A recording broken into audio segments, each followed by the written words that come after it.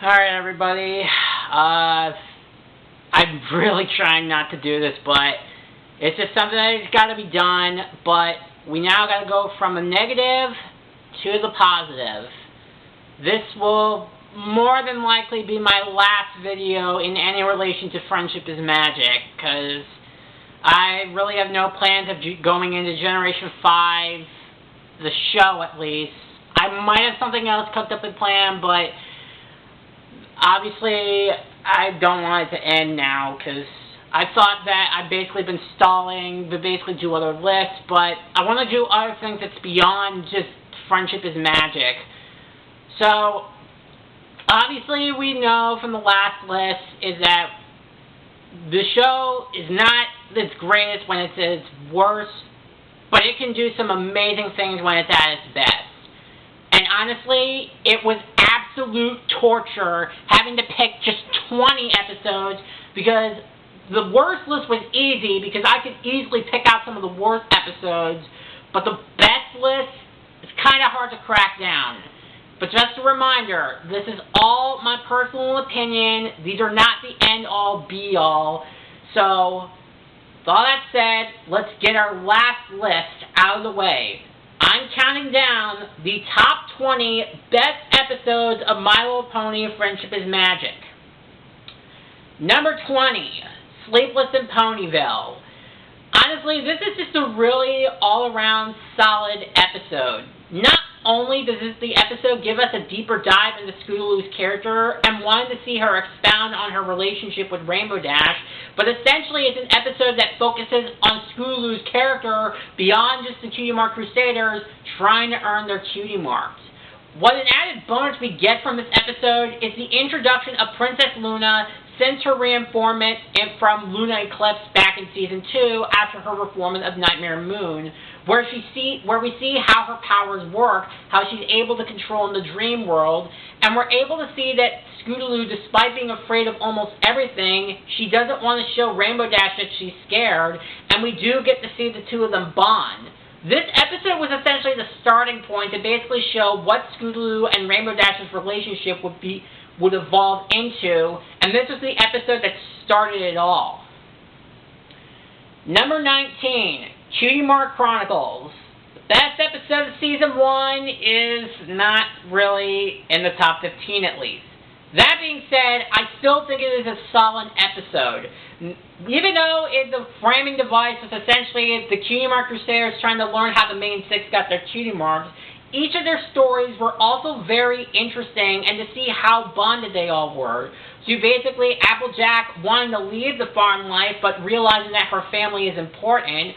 Fluttershy being, well, horrendously bullied by the same assholes from Sonic Rainbow, but then learning that she could talk to animals from falling down into Ponyville. Rarity finding out her secret into fashion is to finding gems in a rock. Pinky actually discovering what laughter and happiness comes from seeing the rainbow.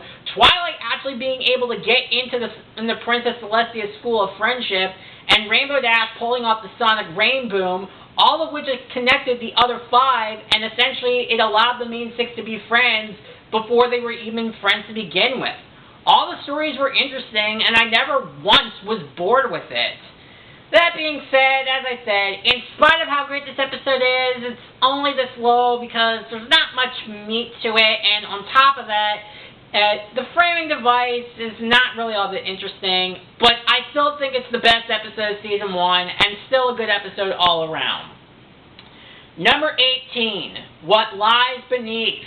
Essentially, this was the episode that for a little while, it gave me some hope and actually saved Season 8 from basically making me quit the show, given the horrendous string of episodes I had to watch. Seeing the Young Six basically be put to the test of all the lessons they learned about friendship and how they do look out for each other, and we see that they are the next generation of friendship, it really allowed them to conquer all their fears. And as I said in the actual review in the Season 8 list, every single test served a purpose.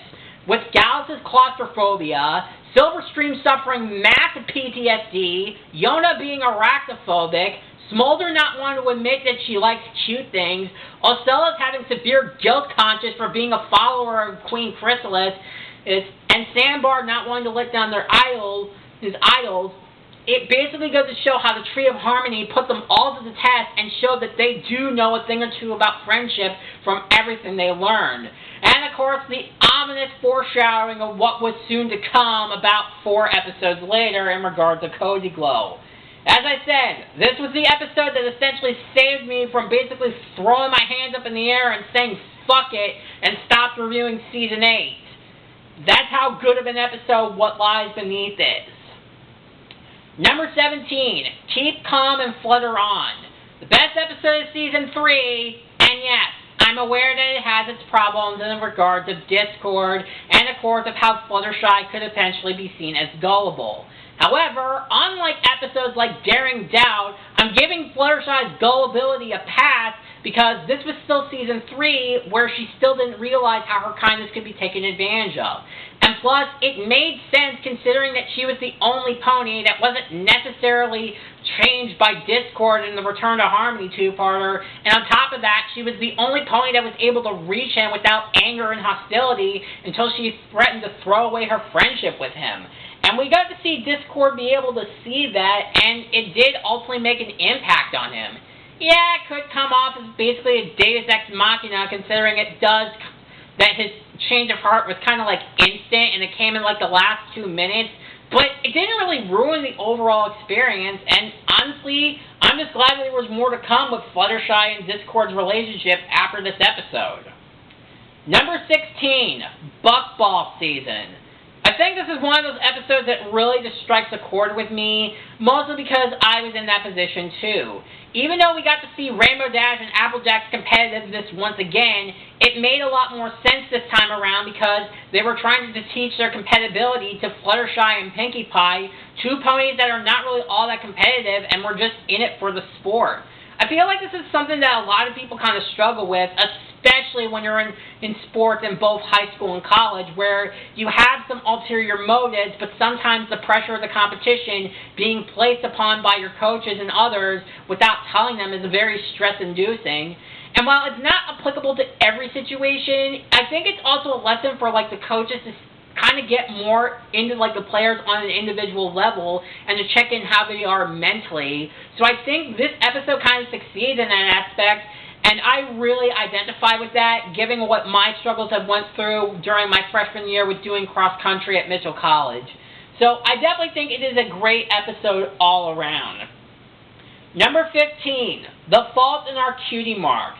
The episode that basically gave us one of the most likable Griffin characters in Gabby, actually trying to be a part of the Cutie Mark Crusaders, and while the Cutie Mark Crusaders try to help her into getting her cutie mark, the sad reality is that Griffins can't earn cutie marks, but the Cutie Mark Crusaders were able to work around it and just basically help Gabby with everything that she can do to help them out, and she becomes an honorary member of the Cutie Mark Crusaders and essentially be a messenger for Griffinstone. As I said in both the Season 7 list and the S4 review, Gabby is precious, and I will shoot everybody in the room, including myself, because she deserves all the happiness. It is really just a great, great feel-good episode. Number 14, The Big Mac Question. Basically the third of the Big Mac and Sugar Bell shipping wars. And honestly, it was kind of a great way before, it was kind of like the calm before the storm of what was going to happen. It was kind of like a combination of basically a pony, this episode definitely has a lot of similarities to Sal's World Review, as we get to see all the characters who try to help the two get their marriage together, only for them to be the one that causes it to fall apart. But we see how much their love really means to one another, that Sugar Bell and Big Mac are able to move past those difficulties, and it shows how much they care for one another. And of course, the wedding, just all the feels in the airs, and we know how they really were meant to be. I think of the episode, obviously because it's the last episode of their 3-arc story, I do honestly find it to be the best. I might be a bit biased, but it's just a really good feel-good episode. And as I said, this was essentially the calm before the storm, especially since it was Season 9. Number 13, Dragonshy. Now, yes, I know what some of you are thinking. Yes, didn't I put Dragonshy at like number 3 or number 2 in the season 1 list, and Cutie Mark Chronicles basically to be higher? Well, yes. Honestly, after giving it some thought, I kind of recognize that Dragonshy kind of set the standards of what Friendship is Magic was like. This was essentially the episode that really got me fully invested into the show, like many other bronies in the community. Because it put a lot more emphasis on the action while also giving it a good moral, focusing on Fluttershy's confidence while also giving us a nice adventure, and the episode was very quirky at times. Just seeing Pinky's humor definitely cracked me up. While Rainbow Dash did have the mentality of basically shoot first, ask questions never, and seeing what the consequences could be, to see Fluttershy actually stand up to the dragon when she sees that her friends are in danger really shows how exactly she is a part of this group and why her kindness is essential to them. Honestly, this was a really great episode, and as I said, this was the episode that made a lot of people bronies. Like, this was the episode that made me fully invested into the show, since admittedly, as I said at the time, Griffin the Brush-Off and Ghostbusters were kind of making me waver a little bit, but this was the episode that just fully got my attention, and it was the episode that never made me turn back. And I think retrospectively in the Season 1 list, given of how much Dragonshy means to me as an episode, I think maybe now I can kind of replace it as the best episode of Season 1 over Cutie Mark Chronicles when I think about it retrospectively. Number 12, The Times They Are a Changeling. I really like the whole allegory in regards of racism. As I said in the actual review, and one of the main reasons why I have no intention of diving into Generation 5 is because this 21-minute episode deals a lot better handling of racism than an hour-and-a-half pilot can. Just seeing, but with also the biases shown by the Crystal Empire in regards of seeing the changelings, i.e. Thorax, it definitely makes a lot more sense.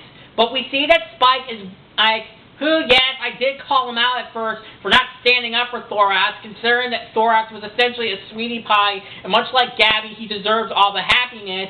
However, Spike was able to turn it all around and basically stand up to Shining Armor's biases, as well as the rest of the Crystal Empire, considering how far of extremes they were taking. But Spike was able to throw all of his reputation on the line just to be there for a friend, and that it paid off in dividends. And it was really kind of a great example to show how Starlight and Twilight were also being the reasonable ones in all this. And it really goes to show how unconscious biases can affect everybody's thought process. And we see that everybody was able to turn around on it. As I said in the review, while I think the Power Rangers Time Force episode Trip Takes a Stand honestly did the best job in handling the whole concept of racism, this episode is like right up there on that level, and I think it's a great episode to talk about. Number 11, Sparkle 7.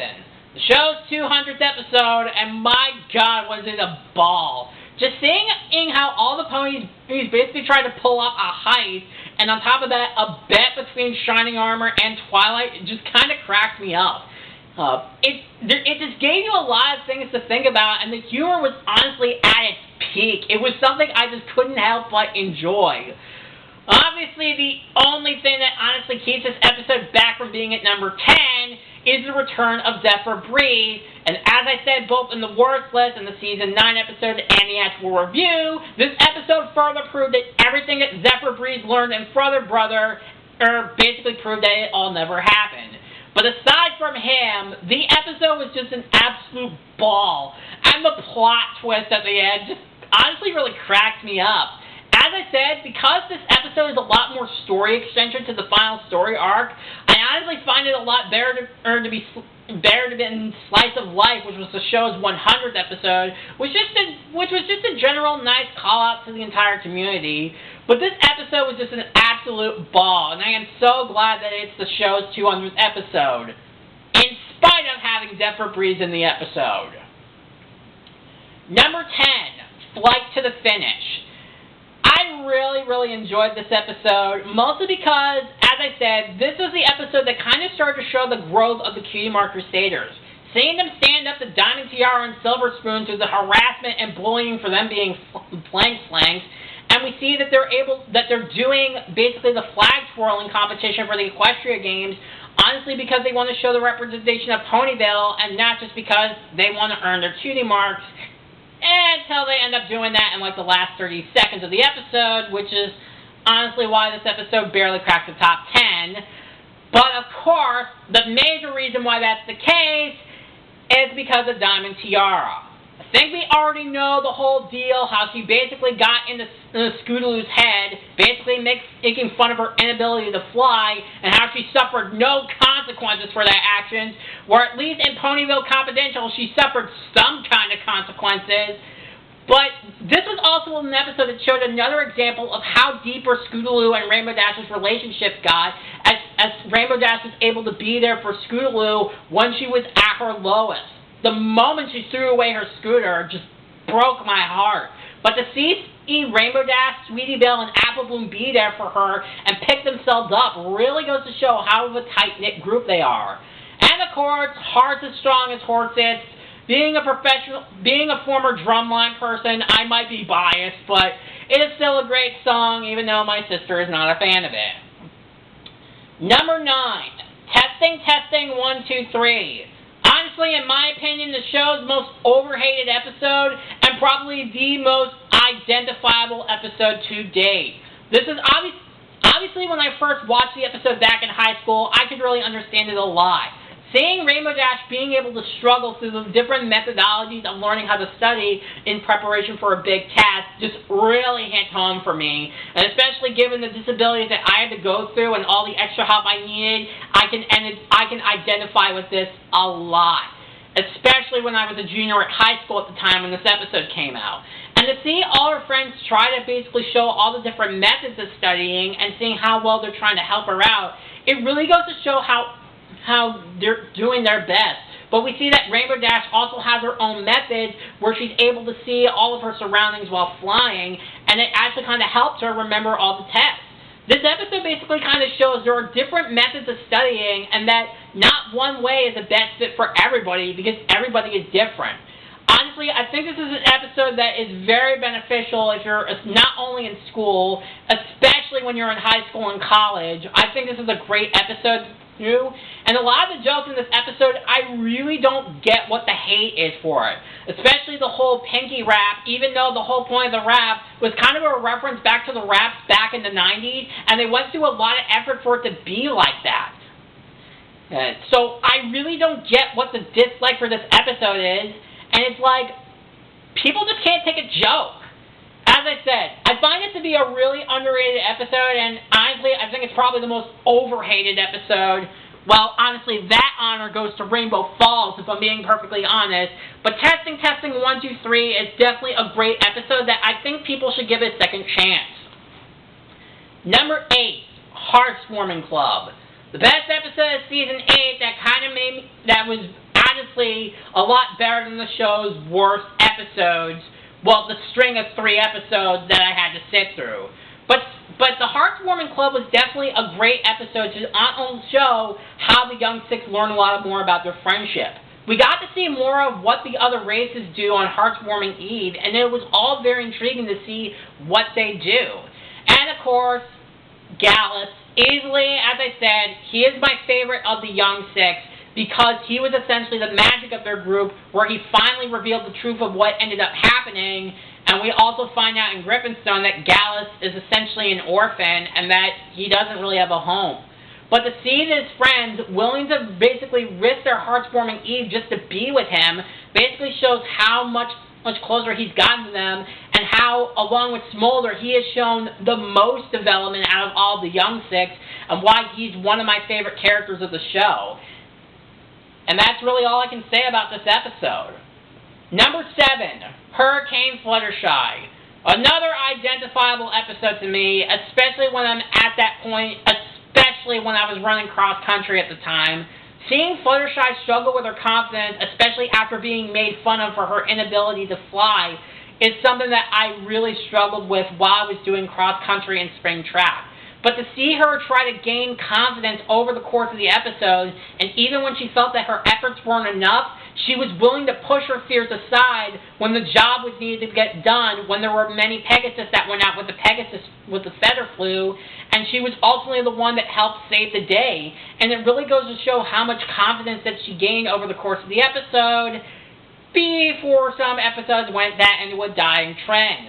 However, Hurricane Fluttershy was definitely the most solid episode, and honestly one of Season 2's strongest episodes. Number 6, Amending Fences. Even I, to this day, have a struggle when trying to maintain relationships with friends, especially the ones I haven't talked to in a while. Seeing Twilight trying to go out of her way to try to mend her relationship with Moondancer, or even though Moondancer's not biting into it, we see how much guilt that Twilight has over everything, and that she's willing to go out of her way to try to basically reapproach her friend group, and they act like nothing ever happened, but they're just happy to be around her. And obviously, what makes this episode so strong and what puts it so close into the top 5 is the party scene. Seeing Moondancer break down, saying that she was the one that more antisocial and wanting to put herself out there, and that Twilight's friendship means so much to her, and to have that not be received, there was so much feels like that. But to see them reconcile like that, it was honestly just a really, really good and just a heartwarming scene, and it really goes to show that there's just a lot of great messages in this episode where you still can be a very approachable pony, even though you're not somebody that's really sociable, but as long as you don't remember those connections and that the friendship is still strong enough to you, it could still be a great thing. And honestly, that's what makes this episode so great, and that there's not really a single bad thing I can think about this episode. I know there are some people like Thespio that disagrees with it, but I think he doesn't know the concept of empathy. But that's beside the point. It is still a great episode all around. Number 5, Canterlot Wedding. Essentially, this is the episode that kind of showed us what we could have expected for with the finale. It kind of broke up all the expectations I had, given that it was essentially just a generic wedding episode with the introduction of Shining Armor and Cadence, only to find out that there was a deeper plot going on, that the real Cadence was being held up by the introduction of Queen Chrysalis, who was able to basically take down Princess Celestia in one shot, and of course, the horde battle against the army of changelings basically was the episode that showed that this show can do actions, and it kind of makes everything that happened in Dragon Quest all the more irritating. But, of course, the ending, by the end, seeing Shining Armor and Cadence show their love, and that love defeating Chrysalis is in the Changelings, and, of course, the wedding was also just a ball. This was the season finale that kind of showed us what we could have expected from the show, and why it was a much better step up from its predecessors, and given some of the lineup of finales that we got after this one, it's hard not to see why. Number 4, Perfect Pair. The best episode of Season 7. I might be biased because this episode came out on my birthday, but like I said, this was essentially Hasbro's birthday gift to me, and I love it. Finally getting the backstory of Applejack's parents, getting William Shatner, of all people, to voice Grandpere, and just to see just the heartbreak of the Romeo and Juliet story, and seeing the heavy implications that they might be dead, and just seeing the Apple siblings going around town and figuring out what their parents were like, and of course, that ending, and My Heart Is a Catchy Song, just kisses all around, and Pear Butter and Bright Mac, probably the best couple goals that I want to see. Like, this was just a great episode, but it also goes to show where we see Grandpere and Granny Smith reconcile about all the things that happened, and it was just an all-around great episode, and this was probably one of the most god-tier episodes I can think of. Number 3, Crusaders of the Lost Mark. Honestly, the best episode of Season 5 that finally gave us the redemption of Diamond Tiara, even though it wasn't really needed. But of course, we find out her mother spoiled Rich is the main reason why Diamond Tiara acted like a brat in the first 5 seasons. However, over the course of the episode, we see that Diamond Tiara actually progressively grows into respecting the Cutie Mark Crusaders and kind of understands how they operate, and especially the moment where she finally stands up to her bitch of a mother. But of course, the best part of the episode was essentially the part that essentially was just an added bonus, which of course was the Cutie Mark Crusaders, after 5 seasons, finally earning their Cutie Mark. Being able to help Diamond Tiara remember why she earned her Cutie Mark and remember what her special talent was allowed the CMNC to finally get their Cutie Marks. It essentially broke all expectations because I thought it was going to be another Desperation and Get Cutie Mark episode with the CMNC helping out Pip become student council president or whatever. But this episode essentially broke all expectations, and I am so glad for it. And this is the episode that, honestly, is just an all-around great episode. And to seeing the growth that the Cutie Mark Crusaders got from only gave us new possibilities of what they could do in the next 4 seasons. Alright, now, I gotta say something before I continue. Numbers 2 and 1, I constantly flip-flop back and forth, where I really have a hard time deciding what I think is the best episode of the show, and I think you know which ones it is, but ultimately, it is my list, and I'm deciding what I think are the best episode. But honestly, the top 2 can easily be interchangeable by tomorrow. Number 2, the ending of the end. The penultimate episode of Season 9 that gave us the biggest payoff. Seeing the Legion of Doom villains of Tyrek, Chrysalis, and Cozy Glow getting together, essentially manipulating all the races of ponies to turn against each other, easily curb stop any and all forces that the heroes might have, pushing the main 6 to their breaking point, and almost succeed was definitely jaw-dropping to see. And on top of that, the action. Probably some of the show's best action that I've seen in a while. It was just so much adrenaline fuel that it's honestly something that I would expect out of an anime. And considering that I had to borrow some music from Naruto Shippuden to play during the actual review, you could literally play any music from any anime and it gets me so hyped when thinking about the action. And considering how serious the second part was, given that Chrysalis was willing to threaten Spike by ripping his wings off, was going to show how far they were willing to go. But then we got to see the Avengers Endgame style return of all the ponies finally getting together to remember why they all were combined in the first place. Seeing the 3 different generations of friendship between the Pillars, the main 6, and the young 6. And of course, easily, the taste the rainbow motherfucker moment that caused the villain's downfall, that resulted in them getting turned into stone. It was just all around exciting. Now, I think probably the one thing of why I'm putting this episode at number 2, in spite of how amazing it is of course the plot twist of Discord actually being Grogar. Honestly, I would have loved to see actually Grogar being an actual villain, and it only gives me possibilities for fanfiction writing, which, P.S., that story is this much closer to the finish line.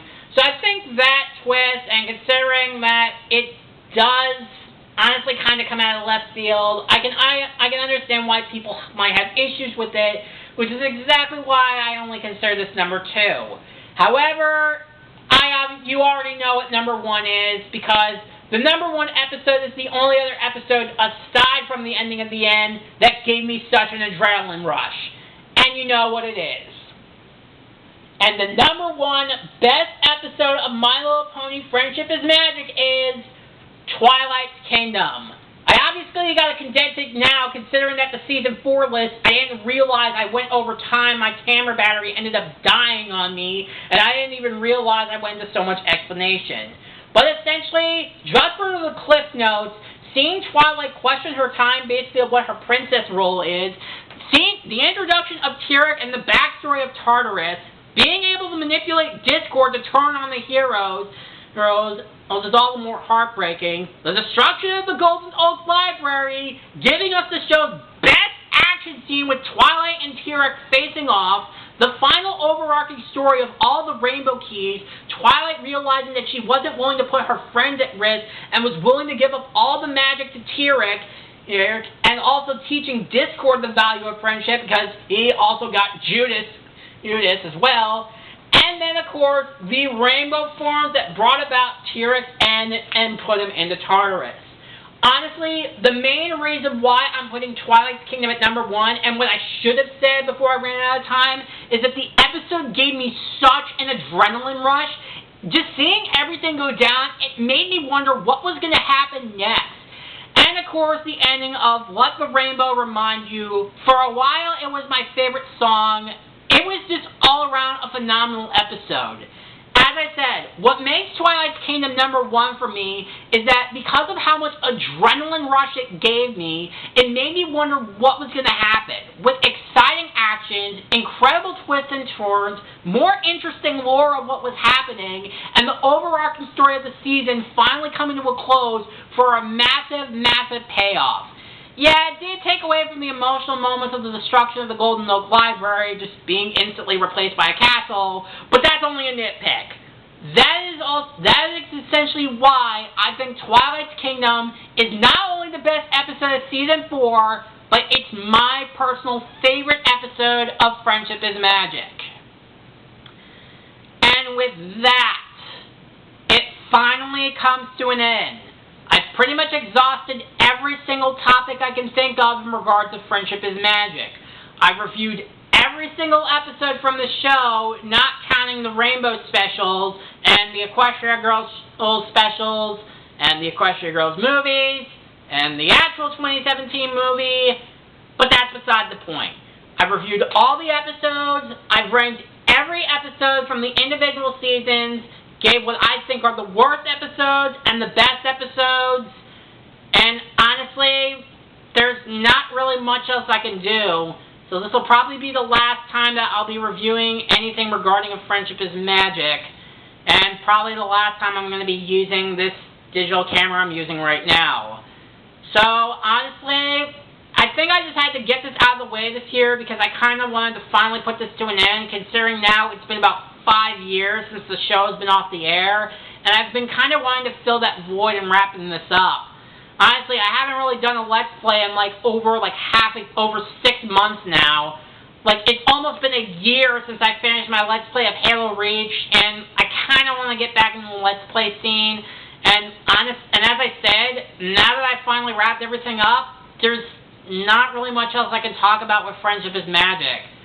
So, as hard as it is, it's time to say goodbye to the land of Equestria, say goodbye to Spike, Starlight Glimmer, Applejack, Rainbow Dash, Fluttershy, Rarity, Pinkie Pie, and Twilight Sparkle, and all the citizens of Equestria, because this will be the last video that I'm talking about My Little Pony Friendship is Magic.